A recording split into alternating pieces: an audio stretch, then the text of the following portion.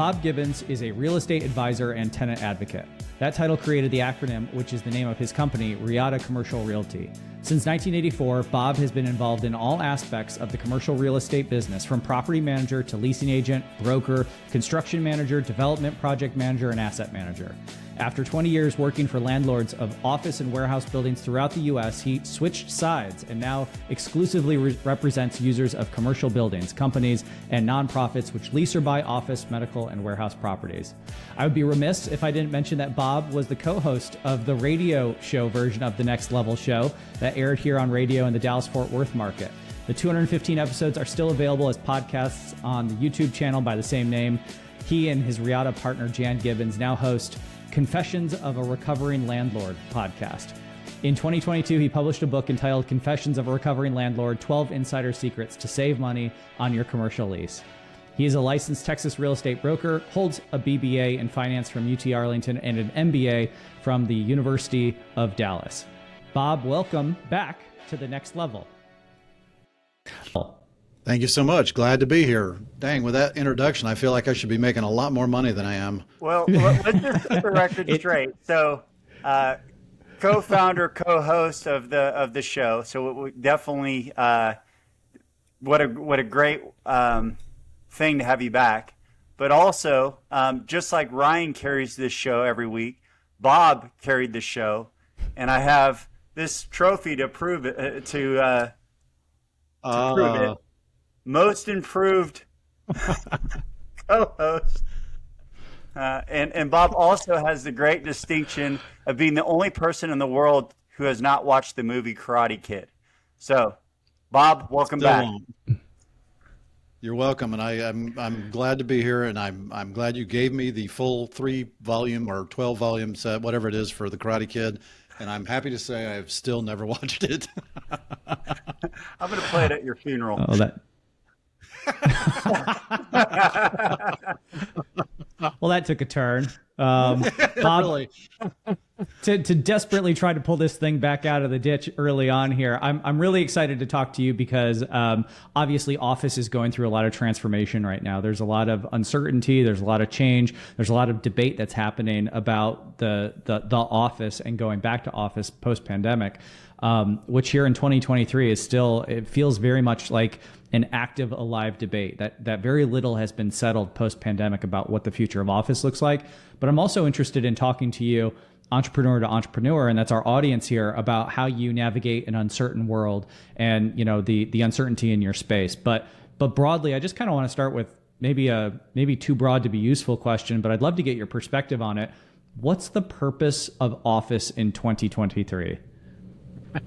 That's a great question. I don't think I've had anybody ask it quite that way, but honestly, I think it's the same as it's always been. Office is a place for companies to bring their employees and or customers together to get better results than they would otherwise. And I think that last part, better results than they would otherwise, is the key, because, you know, what's funny is my job is helping companies figure out how to get the best space that's appropriate to their goals and objectives. And yet I've been work from home for 9 years. So people laugh at me because they're like, wait a minute, you work from home, but you help people find an office? How does that make sense? I'm like, you know, first of all, it's not about my office. It's about the client's office. That's what matters. And this works for us. You know, we're a boutique firm. There's only 4 of us currently. And it works. Now, we recently did get a small office and kind of a co-working thing, but the bottom line is it's what works. And so why spend the extra money on overhead if it's not actually going to result in higher revenue or better culture or whatever? If you don't have a return on it, why do it? And so office, in my mind, is the same today as it ever was. It's just that the dynamics of it have changed because the tools available to not have an office have changed, and through the forced experiment of COVID, were proven to have been highly effective in many cases. And we didn't have that proof of concept previously on such a large scale. So you talked about how businesses that need office and have office are effectively more competitive, right? But it's not necessarily every business, right? You use the example of how you're a distributed team yourselves. So is there a right fit or a profile of a particular business where office makes sense? How do you navigate that as an entrepreneur? Because I can think of not too long ago, right? Like if I was starting a business, call it 20 years ago, what do? I get business cards printed, I set up my phone system, right? And I go and get a lease on an office, and that's where everybody, I hire comes and gets in. It's sort of the table stakes of starting a business. But that's no longer the case. So at what's the inflection point, or what type of business is the one where you get a competitive advantage for being in person? That's a great question. I mean, certainly anything that's requires physical manipulation of something. So manufacturing, distribution, all that kind of stuff. But that's sort of the industrial office or industrial real estate world. So that doesn't really apply to what we're talking about. When we're talking about an office building, a multi-tenant office building or an office condo, whatever it is, what requires people to come into that? Well, if you're going to see clients, that is one situation where that is appropriate. Maybe that doesn't require everybody in the company to be there, but it'll require some, like in, Stephen's former life of an insurance agent. Well, if he's going to be having a client come in, well, the salespeople need to be there, but do the account managers or the people that are rating or whatever else, do they need to be there physically? Maybe not, or maybe not every day. We're all part of Strategic Coach. And so if you're doing the entrepreneurial time system, well, there's days when you can batch all of your focus time where you're meeting clients, and that's the days you go in, and other days you don't need to. Therefore, you have that greater flexibility. Inflection point, I don't think there is a particular inflection point that I can point to, because, PricewaterhouseCoopers, for example, has 55,000 people national or worldwide. They have said 40,000 of them never need to come back to the office at all. Now, whether or not they'll change that in the future, we'll see. But that's what their position was like last year or the year before.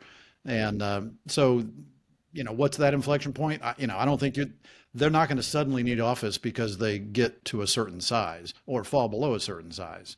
So I think it's very, very much a function of how does a company operate? What is their culture? Who are they trying to hire? Where are those people they're trying to hire?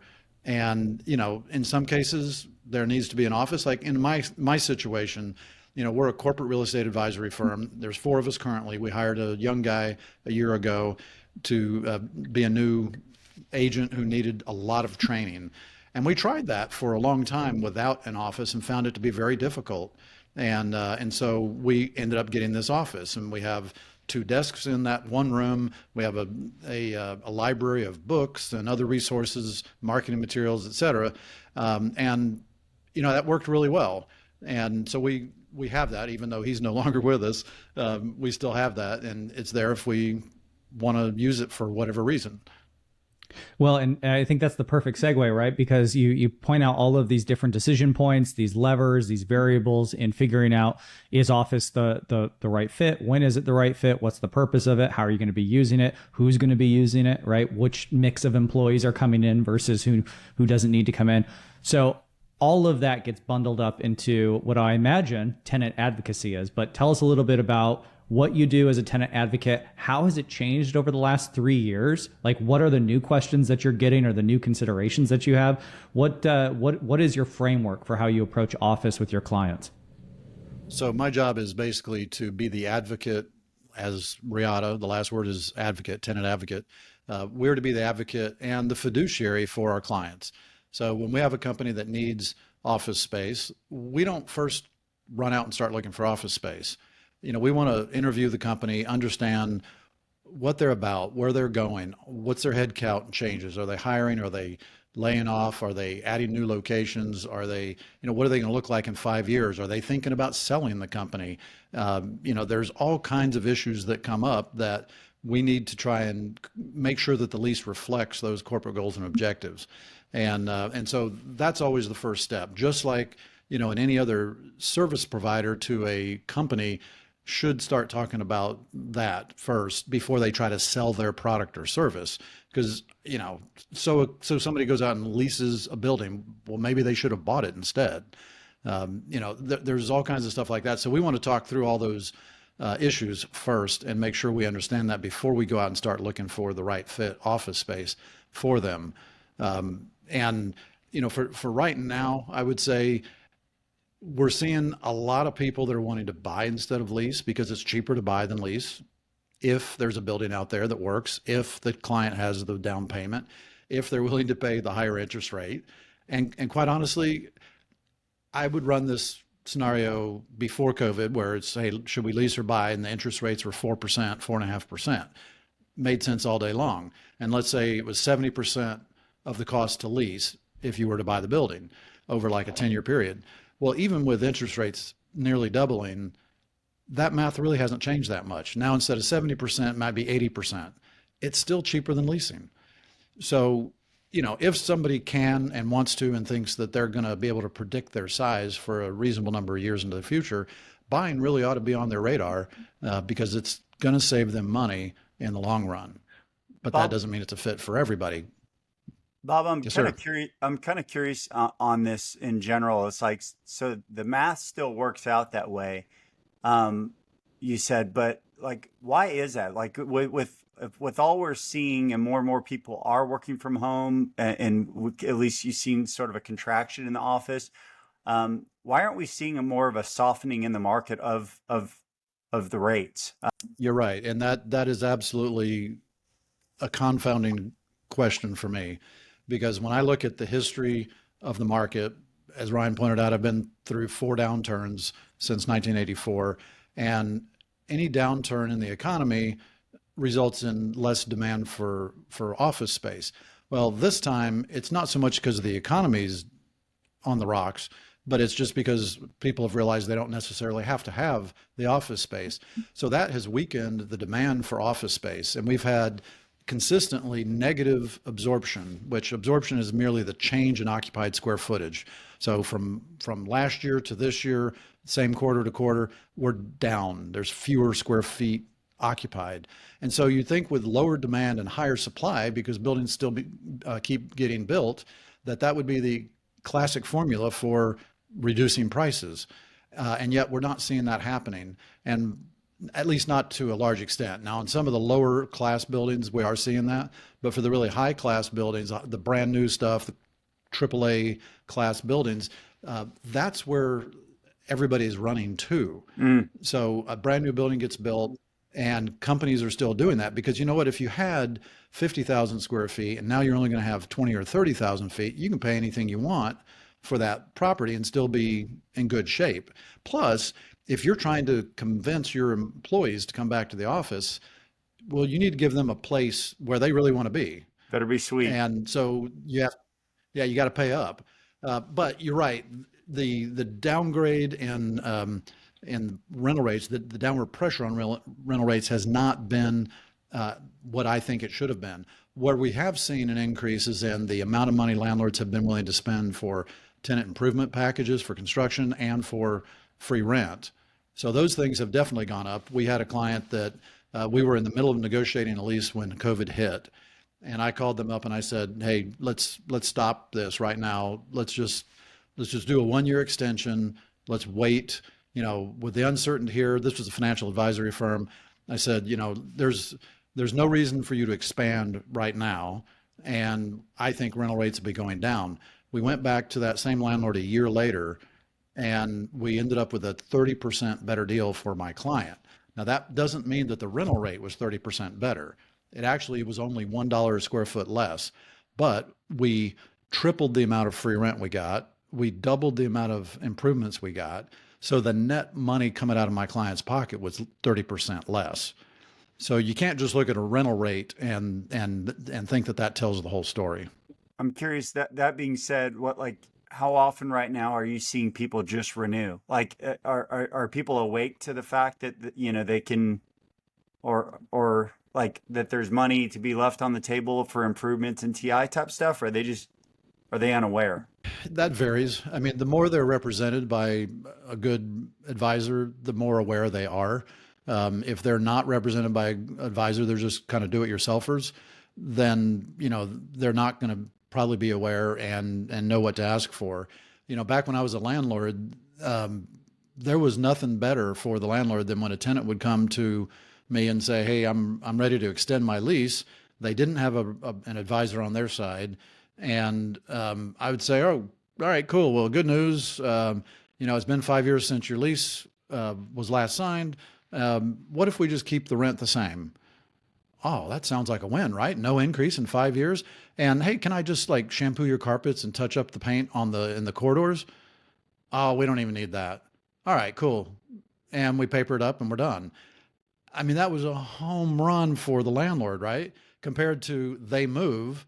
Now you've got 6 months, a year, 2 years of vacancy. When a tenant does come along, there's a commission to be paid to their broker. There's improvements to change the space for them. Plus, you probably have to give them free rent as well. So the delta between those two scenarios for the landlord is gigantic. Of course, the landlord looks at it and says, hey, tenant, if you don't stay here, you're going to have to move and you're going to have to incur all that cost to relocate, to have disruption to your business. Both of those extremes are true, and both of those are the perspective from which each party wants to negotiate. Somewhere in the middle is where the actual deal gets struck, depending on the relative power that each party has. So if we have a lot of options for a tenant, we have a lot better ability to put the landlord in a position where they have to compete for that tenant's business. Good example, we have a Korean car manufacturer that is a client of ours, their finance division. They came to us during COVID and said, we want to extend our lease for 5 years and we do not want to move. We want to stay right where we are. I said, okay, no problem. Do not ever say that again to anybody else in the world but me. And we got a proposal from the landlord, and we went and shopped it around the market, and we seriously negotiated with a couple other landlords and made sure that their current landlord knew we were doing that. And again, same scenario as the first example I gave you. The dollars out of my client's pocket ended up being 30% less than the first proposal from the landlord, because we put them in that competitive position. If we had not put them in that competitive position, or if they'd have done it on their own, I'm not saying they would have not gotten any reduction, but it probably wouldn't have been to the same extent.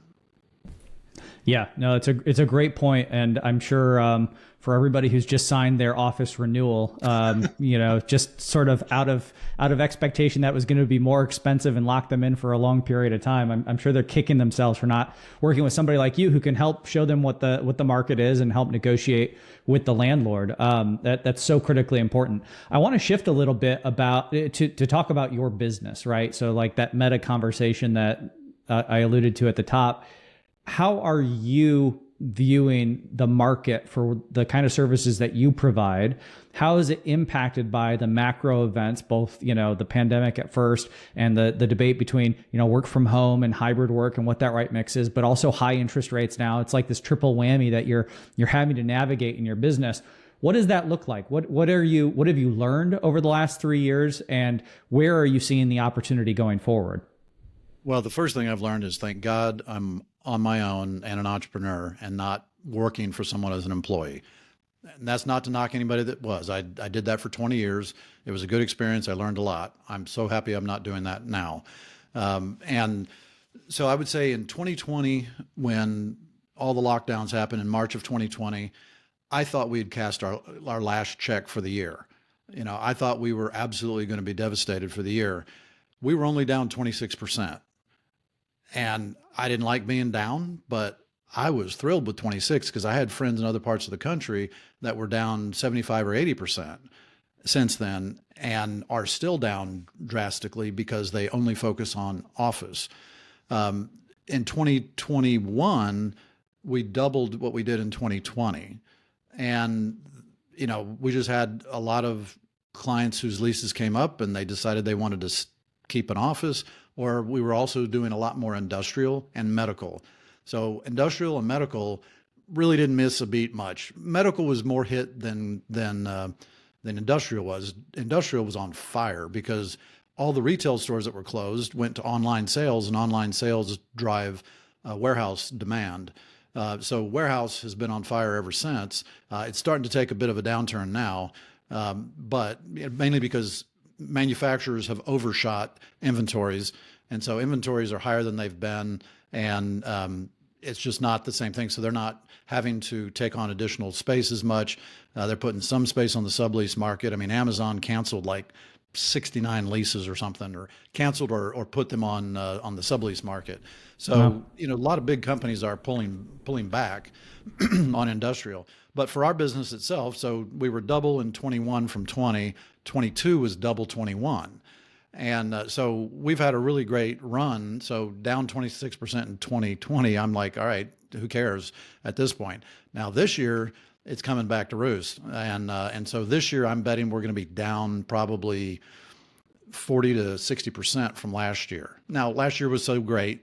All right, if we get back to where we were in 21, I'm still thrilled. But a big part of the reason we were up so much last year was because we had a lot of clients that had been hurt through COVID, and they needed to sell their buildings to raise capital because their P&Ls, their EBITDA was down so much they couldn't get a loan to refinance the building. And even if they did, they did have, these were all industrial buildings, so they had appreciated a lot. So when they sold, they made money, and it worked out well for them. But all those clients have been washed out. So there's no more of those to be had of clients that we've had. So that's why last year was so good, and this year is probably not going to be as good, although it'll be fine. Is that largely interest rate driven? No. Wait, as far as why there's not as many, no, for us it's really just a function of the client base that we had, and we don't have any more that own their industrial buildings and were also hurt by COVID. So we don't have any more of those to sort of flush out of the system. Interest rates definitely are having an impact for people that are, and it's not just what you think. You think that it's going to affect somebody's ability to buy a building, and to some extent that's true, but it's also affecting their ability to buy inventory, new equipment, hire people, get general business loans. It's affecting all kinds of stuff. The other place it's impacting people that they don't really expect is it hurts their landlord, which then could potentially hurt them. So I'll give you a quick example. If somebody bought a building for $50 million and they got an 80% loan, so they borrowed $40 million and had 10 million in equity. Well, they probably got that at 4.5% interest. Well, now that loan is coming due. Their interest rate's now 8.5. Their occupancy, let's say, is the same, so their NOI is the same, but the value of the building's gone down because of the expectation that occupancies are going to continue to fall as leases expire. So now that building that was once $50 million is only worth $35 million, and the lender who was willing to do an 80% loan before is only willing to do a 60% loan. So now if that landlord investor wants to keep their building, they have to plow a ton of more equity into the building, and they have the exact same NOI. So that really hurts the landlords, but how does that hurt the tenant? Well, it hurts the tenant potentially, and that may result in a foreclosure. And if the building forecloses, the lender has the right to terminate any lease they don't like. If the tenant did not get a subordination and non-disturbance agreement from the lender when the lease was originally signed. So that could mean that their lease is going to be terminated. Not likely, but possible. The other way it can hurt them is that if their landlord is scraping for pennies to pay for everything, they may quit maintaining the building. And we have a client in this situation right now, and the landlord's just not spending money to clean it, to keep the carpet looking good. In fact, Stephen, the building where we helped your company or previous company lease space, before the current owner bought that building, I would not show that building to anybody, any clients anymore. If they ask about it, I'd say, don't go to that building because that landlord is in dire financial distress and they're not even maintaining it remotely close to what they should. And so I don't think you should do that. So that's where it's going to hurt tenants, is in the way things are being maintained, landlords not doing what they're required to do in a lease. And and also if they have a lease that comes up and they want to stay where they are, but they need some improvements, the landlord has no money. In fact, that one that I mentioned a minute ago, where we have a client that's a law firm, in fact, they were already in the building, and we tried to negotiate a new lease with them that required the landlord to do some improvements. Landlord couldn't afford it, just kept stonewalling us. Finally, we went back to him and said, all right, let's just do a lease extension, and you don't have to pay a dime for improvements. All you have to do is pay Bob at Riata a commission. Well, guess what? I'm probably never going to collect that commission. I had to do what was right for the client, right? Because I'm a fiduciary to them. I have to put their interests ahead of my own. So we negotiated that deal. I couldn't tell them, hey, you need to move somewhere else just so I'll get paid. That wouldn't make any sense. So, we filed a lien on the building, and, maybe someday we'll get a few dollars but if they foreclose, then we're toast. So it's a fascinating example of the value and the choppy waters that someone like you can help a client navigate. So better renewal rates, but then also this example of just knowing the inside baseball of what's going on in a particular building and helping a prospective tenant have a really clear-eyed view of what's going on there. If I'm an entrepreneur, own a business, want to go buy my own office, I've listened to you talk about the value of pursuing that as an option. Can you kind of give me what financing terms look like generally right now, like in terms of like what a middle of the fairway type financing arrangement would be if I want to go purchase my own office building? Sure. Office and industrial are pretty much the same when it comes to buying if you're the owner occupant. So where it gets murky is when you're an investor buyer. An investor buyer is the harder part because that's where your interest rates are going to be higher. The amount of equity you have to bring to the deal as a percentage is much higher. There's all kinds of other issues. So I'm talking about an owner occupant. So a company that owns, somebody who owns a business and is going to buy the building for that business to occupy. Number one, they have to occupy 51% or more of the building to qualify for owner occupant financing. You can get conventional financing from a bank, from a life insurance company, from a variety of places, or you can get small business administration, government-backed financing. There are advantages and disadvantages to that. If you get an SBA-backed loan, you can get a fully amortizing 20 or 25-year loan at a fixed rate, and so that is attractive to a lot of people. The downside to it is your fees up front are higher than if because there's just some upfront fees you got to pay that are higher than if you're doing conventional financing. But if you've prized that fixed rate over that upfront fee, then it makes sense.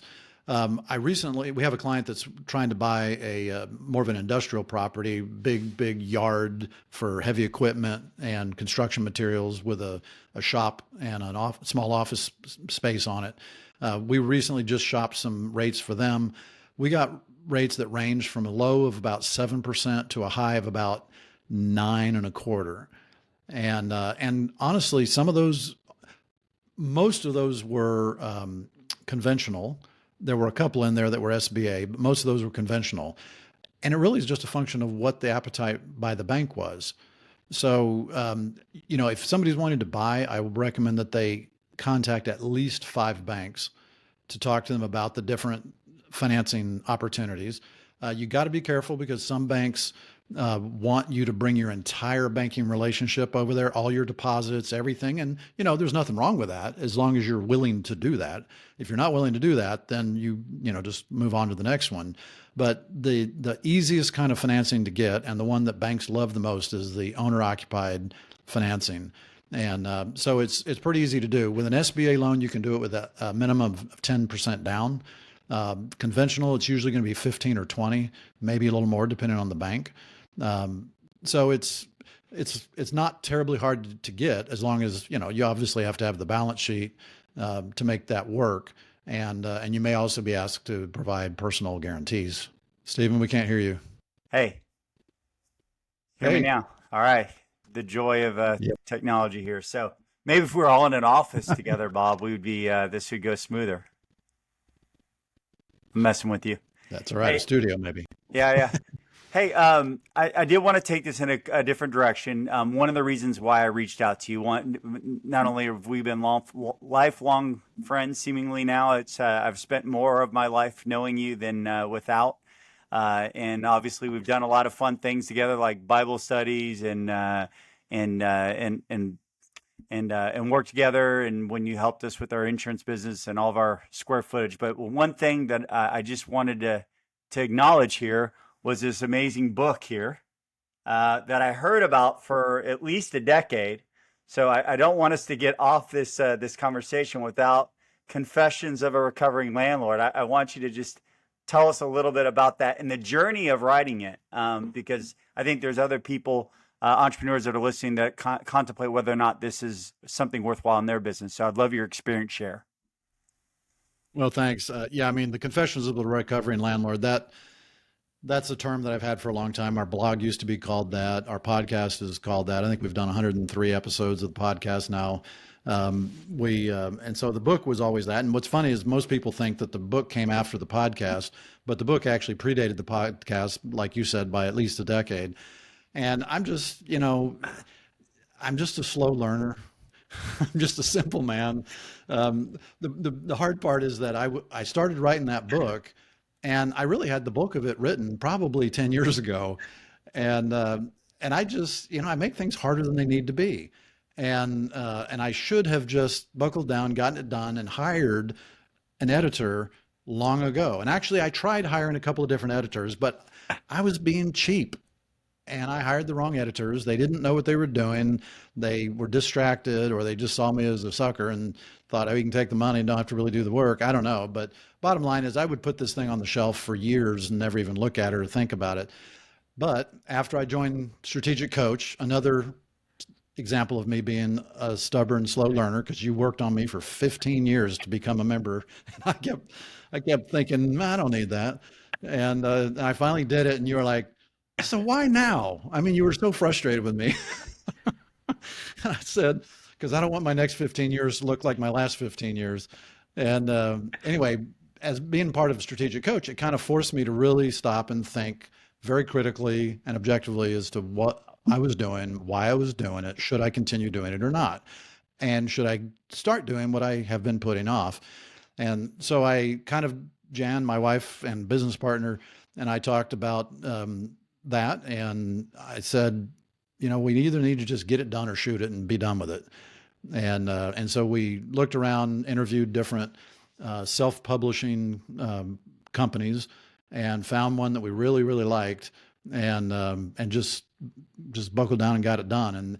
And so the whole who, not how concept of Dan Sullivan and Strategic Coach is the only reason that finally got published, because I finally quit acting like I had to do it and hired somebody else who really knew what they were doing. So I'm really happy it's done. I'm more relieved than anything. And so it's been fun. The book itself is kind of a bit self-explanatory as far as the title goes. So it's really the first introduction is really just about my history in commercial real estate and why anybody should care what I have to say. And then the rest of the book, 12 chapters, is really just different things that somebody who's going to negotiate a lease or buy a building should think about if they're going to go it alone. And realistically, if somebody doesn't want to read the book and just wants to hire an advisor of their own, whether it's us or anybody else, they don't need to read the book.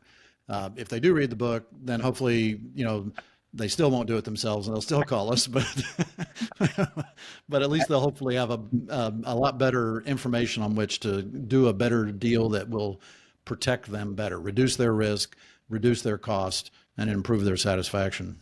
Well, Bob, as always, you're too humble. I actually have read through the book, and I would say there was really great content in there and some great insights. And if nothing else, I think it should be picked up and just read the last page of each chapter, because I love how you just delivered impactful value. And for a 5-fact finder like me, it's just a really quick way to make sure that you've got your bases covered. So I think it's well done. I'm glad to see that you've seen the light and joined Coach and stop being cheap. So anyway, Exactly. It's been awesome having And, you. It's been awesome having you. One quick thing for you. Sorry to interrupt. Those bullet points at the end of each chapter were there just for you, because I remember you complained all the time about how long my emails were, and they came in paragraphs, not in bullet points. And I was like, if Nooner's ever going to get any value out of this book, I'm going to have to put bullet points at the end of each chapter, or he's not going to have a clue and what I wrote. So those are there for you, my friend. I found that whatever a skywriter can put up in the air, that's about the right chunk for Steven. That's Exactly. right about what he's looking for to be able to make a decision. So Bob, thank you. Bob, thank you so much for coming on the podcast today. We really, really appreciate it. Like I said, I think the through line is that office is uncertain right now. There's a lot that's changing. There's a lot that seems in flux and undetermined. And there are great opportunities out there, especially for the right business where it's a good fit. But having someone like you, a tenant advocate, can really make a big impact on what the final result is, what deal you get, which office you find, do you buy or lease, all of these questions that are sort of up in the air, that were always variables in office, that are made, I think, more complicated and more confusing now by virtue of the fact that it's kind of a hybrid work from home world. So thank you for joining us. Welcome back to the next level. It's so fun to have you back here and on the other side of the table. So I hope you enjoyed it as well. And thank you again for sharing your experience and wisdom with us. Thank you both. Appreciate the time.